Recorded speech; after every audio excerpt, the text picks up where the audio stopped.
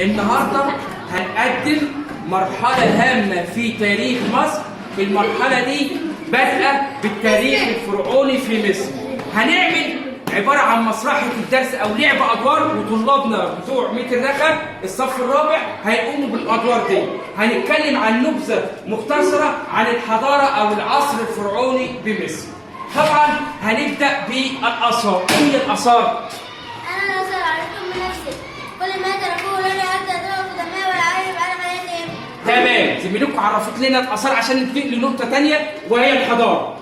أنا أعرفكم بنفسي، أنا الحضارة هي كل ما أنتجه أفضل الإنسان سواء كان من جهة بالنسبة ما بين أوسط وفي مصر. تمام، برافو عليك. يبقى احنا عرفنا الآثار والحضارة. هنعرف الملك زوسر، أول ملك في التاريخ. اتفضلي. هو أول بناء حجري في التاريخ.